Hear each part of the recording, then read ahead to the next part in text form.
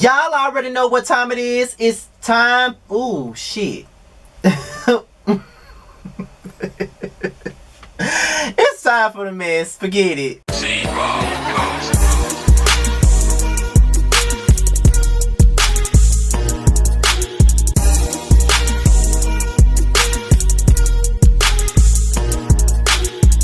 What's the deal, y'all? This be your boy Scotty by Nature TV, and we're here for another episode of Yassss for the Mess, and we're here to talk about Trick Daddy and Beyonce, okay? Now, before we get into Trick Daddy and Beyonce, I want to spend a very special birthday shout out rather, to a chum of mine, another YouTuber by the name of Bubs the God, better known as Brandon. I don't call him no Bubs the God. I don't call him Bubs. I call him Brandon, okay?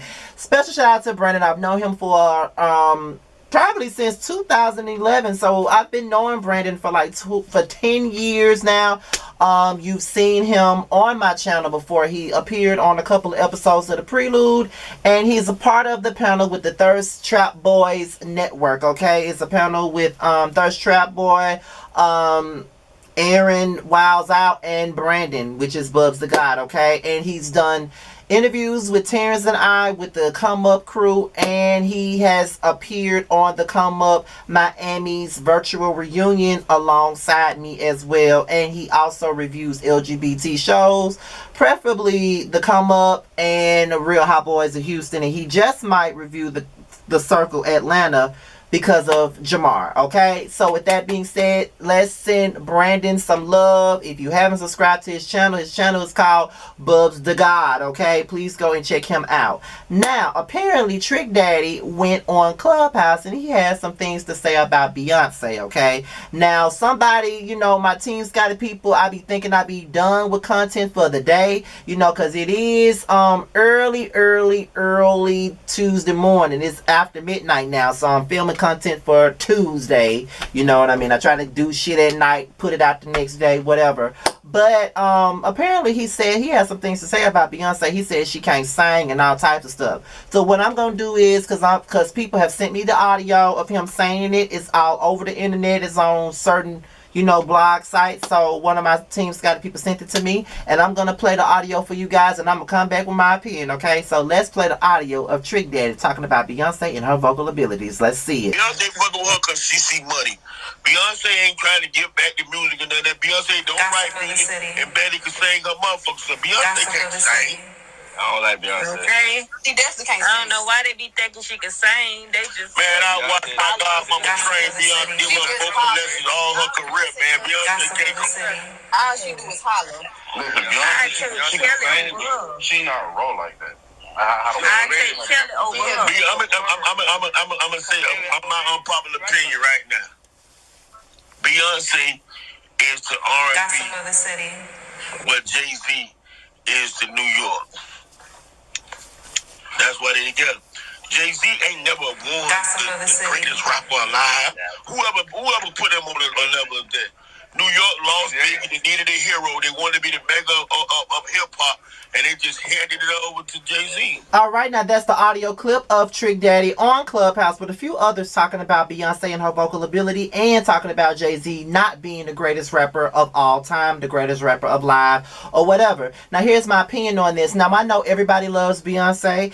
Everybody is a Beyonce stan with the exception of me. Y'all know I love the Ghetto Girls. I like Keisha Cole. I like K. Michelle. I like Monica. I like Mary J. Blige. Those are my girls right there. They are my Beyoncés, okay? I don't really typically stand for Beyonce outside of a couple of songs and a couple of albums, you know. I do think that she's one of the greatest performers of our generation, but I don't think, I pick Mary over Beyonce any day. But to say that she can't sing is a bit of a stretch, okay? It's a bit of a stretch.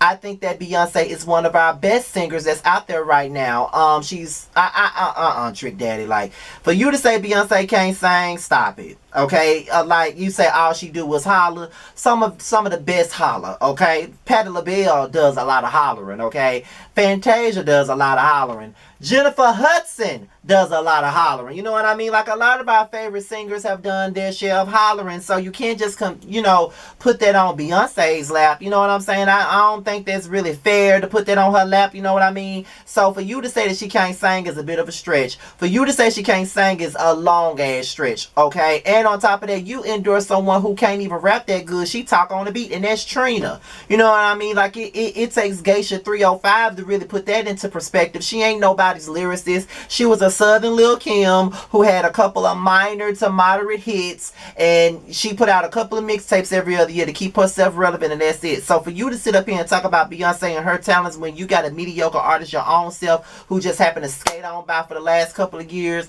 really don't make no sense to me. Then for you to talk about Jay-Z. Now, I mean, with Biggie being gone, because Biggie was the king of New York before he died, who else could they give it to besides Jay-Z? If it wasn't Jay-Z, it would have been fucking Nas. I mean, let's just keep it 100. And Trick Daddy, you talking about Jay-Z and his rap, and him not being the greatest rapper alive or whatever, you definitely ain't the greatest rapper alive, and you definitely ain't seeing Jay-Z when it comes down to the pen either. Let's just be real. I like you, Trick Daddy. I got your Thug Holiday album, and I do like a couple of your songs, but you ain't gonna never see Jay-Z with the pen. You ain't gonna never see Jay-Z with the music, okay? Y'all are in two different lanes. You would never make an album like The Blueprint. Never, ever, ever will you make an album like The Blueprint, okay? Never, period. Okay, that's number one. Number two, stop sounding like a hater. You and the rest of them folks on Clubhouse sounds like a couple of motherfucking haters, okay? That's just real ass talk. Like I said, I'm not the biggest fan of Beyonce.